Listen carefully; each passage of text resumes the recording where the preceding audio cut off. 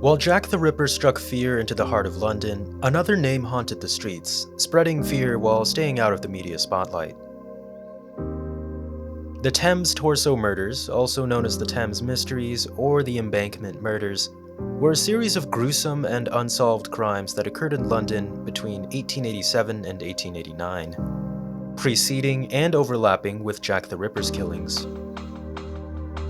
The murders involved the dismemberment of women's bodies, which were then discovered in various places along the River Thames. Despite the extensive investigations, none of the cases were ever solved, and only one of the 4 victims was positively identified. The Rainham Mystery. In 1887, a woman's dismembered body was discovered in various parts of London, with the torso being found in Rainham, East London.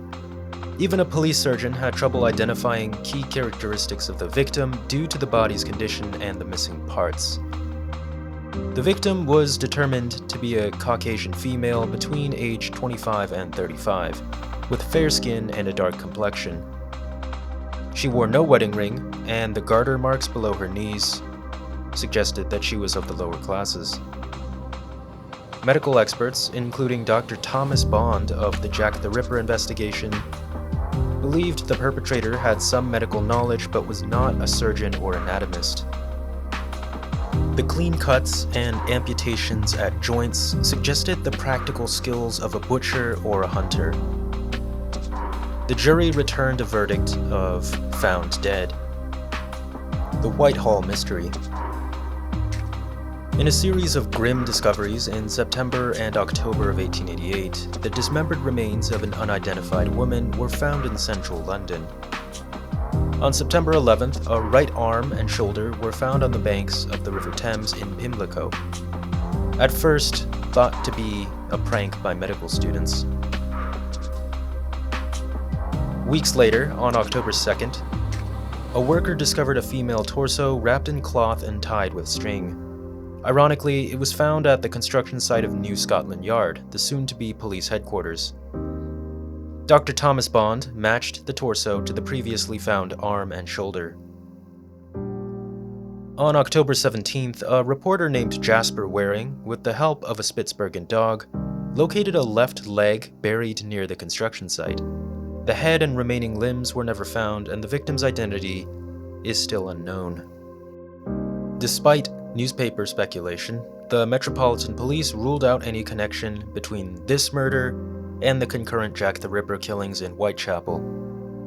An inquest revealed that the victim was a well-nourished woman, approximately 24 years old and 5 foot 8 inches tall, or 1.73 meters, with fair skin and dark hair.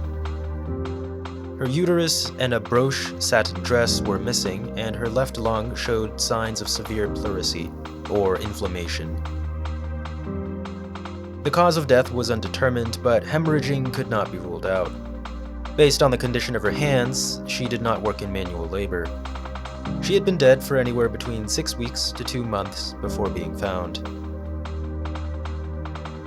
The Elizabeth Jackson case. In a chilling discovery on June 4, 1889, a woman's torso was found in the River Thames, marking the beginning of yet another series of gruesome finds that would shock London. Over the following week, more dismembered body parts started appearing along the river. The Times meticulously documented the grim inventory of remains as they appeared. A left leg and thigh in Battersea, a lower abdomen in Horsley Down, a liver near 9 Elms, an upper body in Battersea Park, and a neck and shoulders near Battersea. The macabre list continued with a right foot at Wandsworth, a left leg and foot at Limehouse, a left arm and hand at Bankside, a buttocks and pelvis near Battersea, a right thigh at Chelsea Embankment, and finally a right arm and hand at Bankside. As the investigation unfolded, it became clear that the perpetrator possessed some level of medical knowledge to carry out such precise dismemberment. During the inquest, it was once again concluded that the perpetrator's cutting skills were akin to a butcher, hunter, or slaughterhouse worker rather than the anatomical finesse of a surgeon. The similarities between the condition of these remains and those discovered at Rainham and New Scotland Yard were also striking. The doctors believed the woman had been dead for merely 48 hours before she had been found, and the dissection had been carried out more crudely than usual. A heartbreaking detail was that the victim was approximately 8 months pregnant at the time of her death. The doctors were never able to figure out the exact cause of death. Nevertheless, the jury reached a verdict of willful murder against some person or persons unknown. Although her head was never recovered, she was eventually identified as Elizabeth Jackson, a homeless woman of the night from Chelsea. The Elizabeth Jackson case would go down in history as one of London's most disturbing, unsolved crimes, even to this day. The Pinchin Street Mystery. Early on the morning of September 10, 1889, Police Constable William Pennant made a grisly discovery on Pinchin Street in Whitechapel. At around 5:15 a.m., he found the headless and legless torso of an unidentified woman. The location of the remains led investigators to believe that the murder had taken place elsewhere and that the killer had deliberately scattered the dismembered body parts to avoid detection. Upon looking closer, the victim's torso showed signs of extensive bruising on her back, hip, and arm, indicating that she had suffered a brutal beating before she died, which was estimated to have been 1 day prior to discovery. The woman's abdomen had also been brutally mutilated, bearing similarities to the infamous Jack the Ripper murders, although her private parts were left untouched. The victim was estimated to be between 30 and 40 years old. Despite an extensive search of the surrounding area, no other body parts were ever recovered, and both the victim and the perpetrator remain unidentified. Whereas Jack the Ripper had Inspector Frederick Aberline, the Thames Torso Murderer had Chief Inspector Donald Sutherland Swanson. Inspector Swanson noted that the presence of blood within the torso suggested that the cause of death was not a hemorrhage or a cut throat. However, pathologists disagreed, stating that the general lack of blood in the tissue and vessel pointed to hemorrhage as a likely cause of death. After that, the case went cold and will probably never be solved.